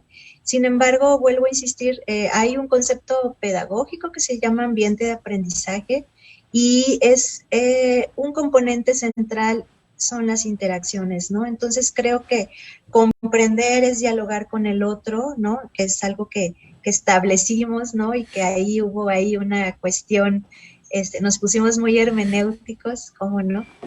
Y también, claro, la ética de la escucha, ¿no? Entonces, en esta cuestión justamente de las condiciones que podemos tener como para poder movilizar la capacidad de escuchar, ¿no? Los tiempos institucionales, ¿no? Los elementos que a veces también podrían estar limitando nuestra praxis. Y yo quiero rescatar esto que dijiste antes, Marcelino, sobre cómo la escuela tiene que repensar su función y como para qué, ¿no? Ética, ¿cuál ética, no? Que es como, ¿cuál es el sentido de alguna manera de socializar algunas reglas, ¿no? ¿Cuál es el encuadre que se ponen en las instituciones? Y creo que este modo de estar en el espacio público es central. Creo que por ahí tendríamos que repensar justamente esta parte de la convivencia, pero no de una manera instrumental como se está abordando ahora en básica, ¿no? Como de vamos a llevarnos bien, vamos a ser empáticos, vamos a desarrollar habilidades psicoemocionales, ¿no? Vamos a promover la resiliencia, pero desde un lugar bastante simplista, porque justo creo que lo que tendríamos que repensar es que hay elementos, ¿no? que son urgentes de atender, como la violencia en las escuelas. Creo que esa es una cuestión que no es muestra más que del contexto en el que vivimos, ¿no? Ese contexto al que aludió Enrique y que parece como un lugar obvio, pero la verdad es que a veces estamos súper descontextualizados, ¿no? Podemos estar, no sé, hablando de educación ambiental y a lo mejor no saber cómo ahora están cambiando, por ejemplo, los paisajes en Jalcomulco, porque han entrado como industrias que producen sustancias esencias a partir de limón, y entonces ya nadie quiere sembrar mangos, están como están cambiando un poquito el paisaje, ¿no? Los campesinos pues se van por la lana, aunque eso a veces impacte, por ejemplo, en el medio ambiente.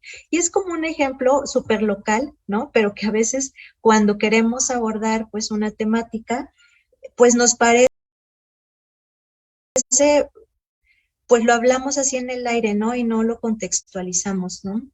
Cuando queremos hablar de la violencia, por ejemplo, o de las habilidades psicoemocionales o la resiliencia, pues de repente no lo contextualizamos porque justo A lo mejor habría que ver cómo en México tenemos todo un tema,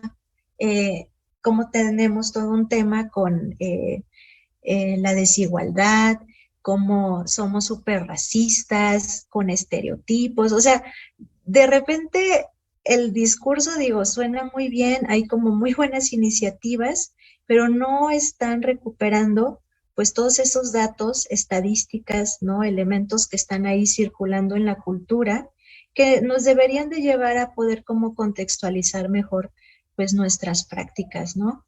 Y que... Uh-huh. Mira, yo creo aquí en esto, perdón que interrumpa, pero Sí, sí. es visibilizar lo complejo, ¿no? Sí. Cuando dices, o sea, yo creo que eso es clave, visibilizar lo complejo, porque ahorita dices la violencia en las escuelas. Yo digo, hay que visibilizarla, pero hay que visibilizar la solidaridad en las escuelas. O sea, para mí es tan obvio un asunto de que puede haber violencia en las escuelas como que hay un montonal de solidaridad en las escuelas. O sea, todavía uno ve que un alumno dice, oye, préstame una hoja y se la presta, préstame una pluma, oye, no desayuné, dispárame una quesadilla, dispárame un refresco, o ven, nosotros que te completamos. Hay muchísimo, préstame tu libro, préstame tus copias. ¿Cuántos actos de solidaridad hay en las escuelas? No quiero minimizar lo grave de las partes violentas, pero se están dando en un contexto con muchísimas solidaridades, ¿no?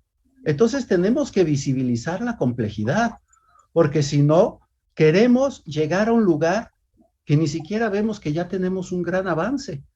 Tenemos en esta sociedad esta paradoja de actos egoístas y mezquinos junto con actos solidarios. Y a veces cuando haces la estadística, tenemos más actos solidarios que actos violentos. Y por otro lado, ver cuál es la violencia que nos molesta y cuál es la que entendemos. Digamos, ya desde abuelito Freud hablaba del chiste y su relación con el inconsciente y la parte de un poquito de violencia. Digamos, con los alumnos a veces les digo, ¿es violencia o es castre? ¿No?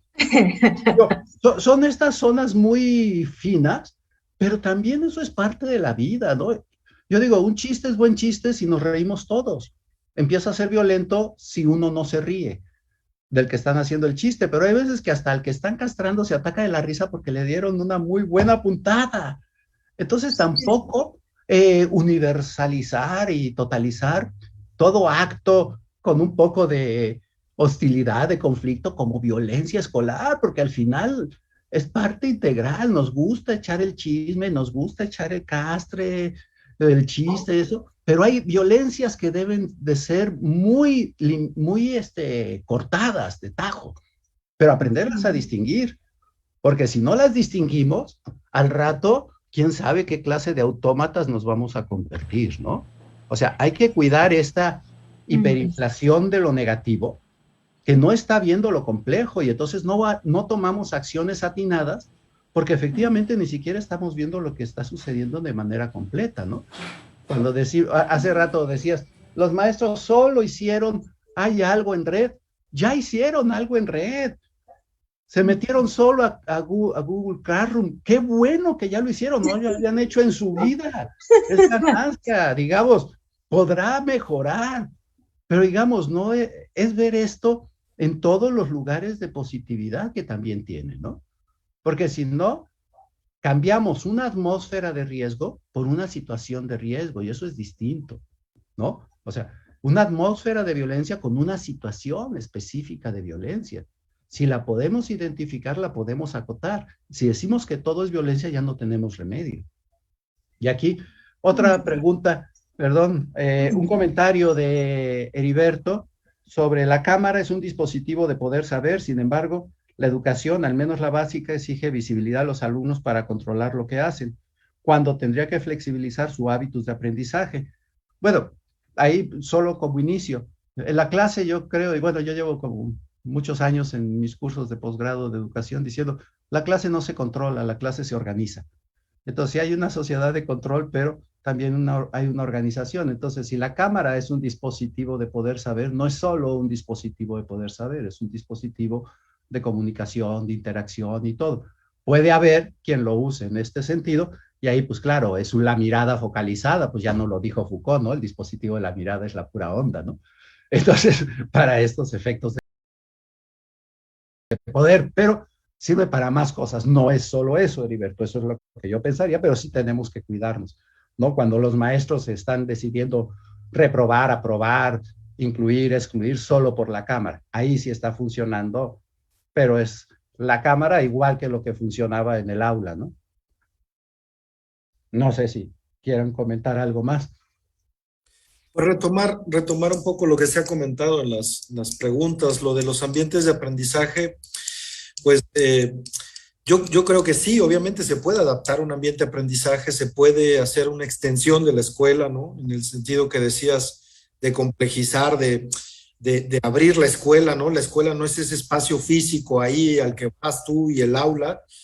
No obstante, también ahí coincido con lo que comentaba Betsy, creo que las desigualdades golpean esa parte, ¿no? No sé, hay casas donde hay un cuarto, ¿no? Y donde el alumno no puede tomar la clase tranquilo, a solas, donde tiene que estar escuchando ruido.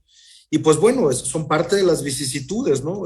Yo supongo que cada uno busca la comodidad para tomar la clase, pero a veces no se logra. También algunos alumnos me lo han dicho, ¿no? Yo tengo la cámara apagada porque, profe, aquí están pase y pase, y pues la verdad no quiero que vean, ¿no? Porque mi casa es pequeña, y pues ni modo, está bien, ¿no? O sea, pero de alguna forma creo que esta cuestión nos ha enseñado a adaptarnos, la vida en parte es eso, hay que estarse adaptando a las circunstancias, y yo creo que si algo positivo podemos sacar, porque también hemos hablado de lo negativo, es que la gente ha podido seguir sus clases así. Yo creo que de plano, por las experiencias que yo he escuchado al menos, y el tipo de experiencia que yo he tenido con mis alumnos y con algunos colegas, de verdad, solo el que no quiere, no ha seguido el proceso educativo. Porque incluso los que no tienen acceso a tecnología, los que no tienen ni siquiera acceso por celular, pues se conectan al inicio, buscan el correo electrónico, sacan sus actividades, las siguen, las mandan, uno les manda retroalimentación, ellos las vuelven a mandar. Entonces hay un proceso. En realidad creo que a su manera y bajo sus posibilidades lo han seguido, ¿no? Ahora bien, me pongo a pensar también, bueno, las zonas remotas donde hay que llevarles y ni siquiera hay acceso a correo electrónico. El otro día leía una nota que de verdad me puso a pensar, ¿no? Y sí me pregunté, ¿y yo qué hice por mis alumnos? Leí que un profesor rural iba una vez a la semana ya a dejarles fotocopias, ¿no? Es digno, y ahí es donde entra en juego lo que dice Marcelo, o sea, si hay muchas cosas malas, ¿no? O sea, y de verdad hay que verlas, hay que atenderlas, visibilizarlas, pero también están estos casos, ¿no? El profesor que va una vez a la semana, camina no sé cuántas horas y les lleva las copias a los alumnos, ¿no? Para que no corten su proceso educativo, ¿no? Sobre todo porque están interesados, están esperando al profesor. Entonces, bueno, creo que el asunto sí es complejo. Ahora bien, la cámara como dispositivo, pues la cámara como tal es una herramienta, ¿no? Y como herramienta depende, como toda herramienta, para qué la uses, ¿no? Un martillo puede clavar un clavo y dejar tu silla lista y tu mesa lista, o le puedes dar en la cabeza a alguien con el martillo y entonces se convierte en algo grave. Yo coincido con el uso, depende mucho el uso que tú haces de estos dispositivos. Se puede hacer un buen uso, se puede hacer un mal uso.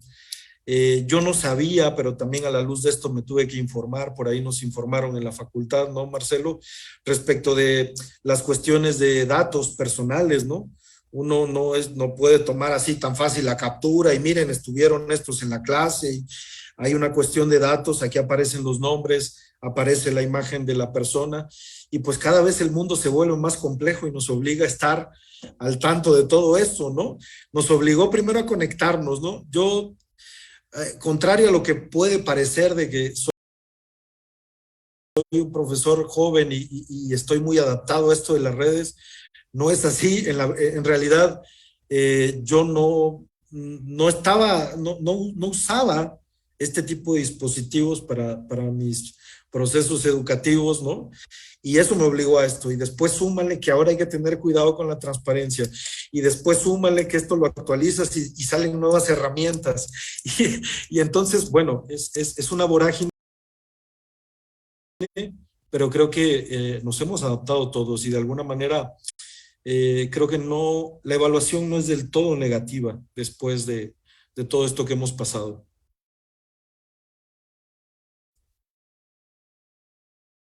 Esto es importante, ¿no? La evaluación debería ser acotadamente negativa y recuperar todos estos aspectos positivos. Ahorita que dices de este maestro que le llevaba, decías, es un caso.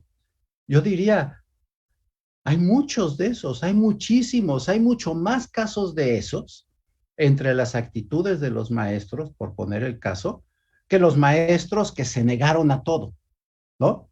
Esos maestros que se negaron a todo son una minoría muy pequeñita. Todos los demás hicieron sus mejores intentos. Acá, incluso en la universidad, sabemos maestros que pues, transitaron, aunque fue al correo electrónico, pero transitaron, decidieron no abandonar a los alumnos. Dices, yo podría hacer una encuesta y decirlos, ¿cuántos alumnos fueron abandonados por su maestro? Van a ser muy pocos, realmente muy pocos. Aunque sea, los cito en tal lugar para darle papeles o aunque sea por correo, aunque sea por WhatsApp, o los que manejan sofisticadamente toda la tecnología de plataformas. Pero si hacemos la estadística, yo he visto escuelas primarias que todos los maestros estuvieron haciéndolo. Y ya entre todos los maestros los ves con unas asimetrías de dominios tecnológicos increíbles. Pero estrictamente, o sea, si hacemos una encuesta seria, sería ¿cuántos maestros abandonaron el barco? Muy pocos. Entonces, estos actos de solidaridad de diferentes niveles en diferentes regiones, atendiéndole, son la mayoría de los casos.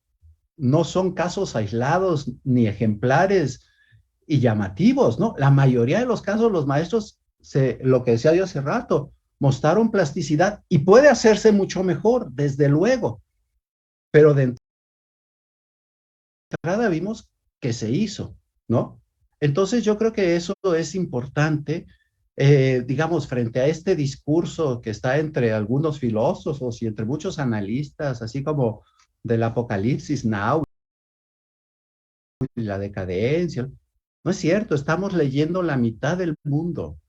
Bueno, solo una parcialidad del mundo y no estamos viendo todo lo positivo que hay en medio de todo esto y que no es un mundo color de rosa, pues, ¿no? No quiero decir, ay, miren, ya somos felices, no, llenos de dificultades y tribulaciones y estorbo, pero,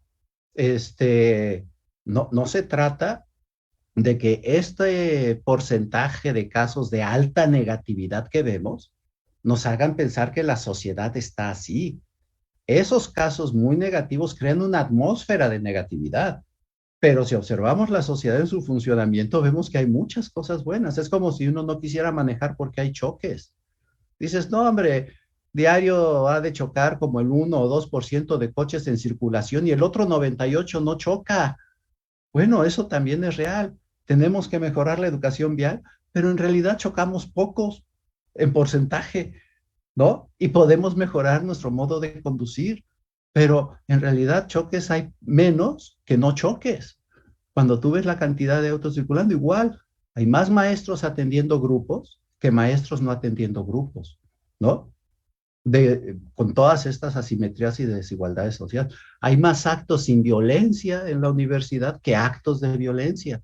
Tenemos que cuidar esos actos de violencia, pero tenemos que ver los otros, ¿no? Decimos, estamos en un mundo desastroso y todavía podemos tener el lujo de tener 2 horas en internet hablando de filosofía. Esto también es parte de la realidad, ¿no? Pues la realidad está muy mala, ni tan mala, porque por lo menos tenemos oportunidad de hablar 2 horas de filosofía en el Ágora. ¿Me explico? O sea, yo me acuerdo, o sea, pongo el ejemplo, cuando a veces los alumnos habían leído demasiado Bauman o Byung Juan y llegaban y se sentaban conmigo en el cafetal, no, es que el mundo está hecho un desastre, le digo, ¿y tú te sientes muy mal ahorita? No, pero es otra cosa, no, esto también es el mundo, tú y yo platicando en el cafetal de filosofía es parte del mundo, ¿no? Y si no queremos ver eso como parte del mundo, entonces estamos haciendo análisis incompletos. No digo que es para justificar y minimizar lo otro, es para de veras llevar a cabo la mirada de la complejidad en la que vivimos. Porque si no, digamos, en esta época en que estamos tan acomodados a los discursos de la negatividad, pues son discursos ideológicos que nos están oscureciendo la comprensión de lo complejo. No digo que lo neguemos, es que tenemos que enfrentarnos a lo complejo. Y lo complejo, aunque a los negativistas no les guste, implica reconocer lo correcto, ¿no? Natalie haciendo cine con niños, eso también es parte de la realidad, pues, ¿no? Tenemos que verlo, ¿no? Si no es maravilloso y solo es eso, ¿no? Pero también existe. Entonces, todo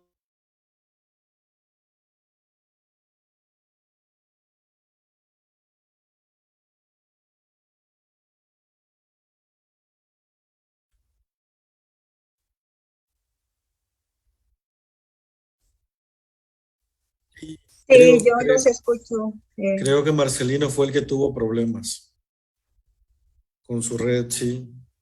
¿Tienes a la mano algunas preguntas, Natalie? Podríamos continuar y eh,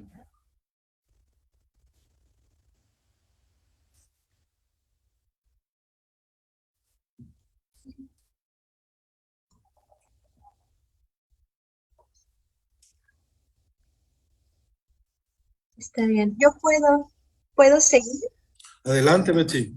Sí, yo pienso sobre esta cuestión de la complejidad que sí, que es muy importante no caer en un discurso que desde el psicoanálisis diríamos que es el discurso de la histérica, es decir, una queja en donde nosotros nos estamos peleando con un amo, ¿no? Al que le estamos justamente requiriendo la completud y como desde un lugar, ¿no? Es que en el momento en que esto cambie, pues todo va a estar bien, ¿no? Sabemos que las cosas pues son mucho más complejas. Yo sí creo que como participantes en experiencias educativas tenemos que conocer las estadísticas y, por ejemplo, esto del acoso en las escuelas es una estadística a nivel mundial que realiza la OCDE y que nos permite contextualizar que pues hay prácticas violentas en las escuelas en México de una manera que es un problema social. No creo que sea el único, no creo que sea el más importante, pero creo que justamente hablando, ¿no? De que educación también implica ética, implica saber escuchar, ¿no? Como un elemento mínimo para poder dialogar, para poder convivir, pues creo que es un reto, ¿no? Que tenemos que poder por ahí ubicar, ¿no? Al igual que también hay evaluaciones, ¿no? Por ejemplo, esta famosa de la evaluación PISA, en donde sabemos que en cuanto a lectura, en cuanto a habilidades matemáticas mínimas, pues tenemos que reforzar algunos elementos, ¿no? Lo que sí tal vez la estadística dura no siempre nos dice, pues es que como siempre los niños en contextos más vulnerables, ¿no? De exclusión social, de disparidad económica, pues son los que requieren, ¿no? Más apoyos y son los que siempre salen pues muy bajos en estas pruebas. Y entonces, como en este mundo hay mucha desigualdad, pues México no es la excepción y pues en esta situación de pobreza, que también es un elemento estadístico, es un contexto, ¿no? Sin entrar en las quejas y en, en decir todo es culpa del Estado o todo es culpa del capitalismo, ¿no? Que podríamos caer en este discurso, ¿no? Como muy reduccionista, pero creo que sí conviene contextualizar, ¿no? Y desde ahí, justamente, posibilitar otras maneras de recuperar el contexto, como dijiste, Enrique, para llevar a cabo las experiencias educativas. Creo que también Sí. adelante. No, adelante, Natalie, adelante, por favor. Creo que lo híbrido no nada más entra en el formato de cómo recibimos la clase, sino también tiene que entrar en estos contextos humanos donde esa protección o otro tipo de espacio donde recibimos educación, pues se vuelvan más amplios, ¿no? O sea, un ejemplo, lo que se mencionaba hace ratito, cuando pues estás en tu casa, estás compartiendo también tu espacio privado al público. Entonces, en ese mismo sentido, cuando hablo de ser híbridos en la educación, es contemplar estos factores más humanos que también se deben, que no tendrían por qué estar separados de la educación escolar o la educación institucional, por decirlo de alguna forma, pero que sí se han ido olvidando, ¿no? Por las estructuras, por el control, por el orden, por ciertas cosas que justo al estar tú en tu casa, pues se vuelven factores más humanos, que creo que no se deberían de olvidar tampoco cuando se vuelva se torne al aula, ¿no? Hace un tiempo, no me acuerdo muy bien del título, leía un texto que tenía que ver con la psicología de los espacios. O sea, realmente cualquier espacio se vuelve educativo, ¿no? Cualquier espacio puedes llegar y formarte y aprender y adquirir un conocimiento y una habilidad. No todos los espacios están construidos para esto, ¿no? Retomando lo de los niños, para las infancias, cuando leí este texto, ¿cuántos espacios están habilitados en la ciudad para niños? Para que el niño se desarrolle libre y cuidadamente. O les hace falta luz, o está sobre una vía pública de caminos rápidos de coches, o este ejemplo muy básico de la luz, ¿no? O sea, ¿están adecuados para mí? No, realmente no. ¿Cuántos espacios tenemos que están 100% pensados en cada una de las poblaciones o necesidades? En este caso, la educación. Pues sí, la escuela, el aula, un lugar donde resguardarte tal vez de la lluvia y donde haya un pizarrón. Pero ¿qué otras cosas puede haber dentro de un aula que igual te esté formando? Creo que también entran muchos factores humanos y de otra índole menos estricta, por así decirlo, en cuanto a la educación, ¿no? Paréntesis. Bien, pues nos queda poco tiempo, ¿no? Ya voy a hacer un comentario de cierre. Coincido con ustedes, en realidad creo que se tiene que atender esos aspectos negativos, pero también se tiene que hacer el análisis complejo, claro. Eh, por otro lado, me agradó mucho la idea que manejaban de diálogo. Como habitamos en sociedades en donde hoy en día están resaltando intereses de grupo, intereses particulares, que por el tipo de sociedad anterior no era tan fácil expresar, no era tan fácil al campo social, ¿no? Y hoy en día está esa necesidad, está esa urgencia, pues creo que la forma de enfrentarlo es el diálogo, ¿no? Es un elemento importante en la educación. Diálogo no significa estar de acuerdo, tenemos diferencias, pero diálogo significa podríamos llevarnos a comprender al otro, ¿no? Saber por qué piensa como piensa, saber por qué hace lo que hace, y eso nos ayudaría de alguna manera a solucionar algunas diferencias o a tomar algunos acuerdos para poder enfrentar y seguir enfrentar nuestros problemas y seguir habitando el mundo, ¿no? Por lo menos de manera pacífica. Y pues bueno, se nos ha llegado el tiempo. Yo agradezco a Betsy que nos haya acompañado hoy. Agradezco al doctor Marcelino. Desafortunadamente se quedó en internet por el clima, me escribió. Pero bueno, pues muchas gracias, Natalie. Gracias a ti por la invitación, el espacio. Gracias al Ágora de la Ciudad. Y pues gracias a todas las personas que nos siguen y que nos escuchan y que nos preguntan, que interactúan con nosotros, para que esto que se llama filosofía en el Ágora sea posible. Así es, muchísimas gracias. También gracias al Instituto para la Inclusión de la Cultura que nos abre el espacio. Y pues a todos los que participan, los que nos escuchan, los que nos ven, los que preguntan y opinan. Y que pues bueno, gracias a todo esto en conjunto, existen los jueves de Filosofía en el Ágora. Muchas gracias a Marcelino, que de seguro nos está escuchando, bueno, o esperamos. Le mandamos un saludo. Nos vemos el próximo jueves de Filosofía. Gracias, Betsy. Gracias, Enrique. Muchas gracias a todos. Muy buenas noches. Buenas noches.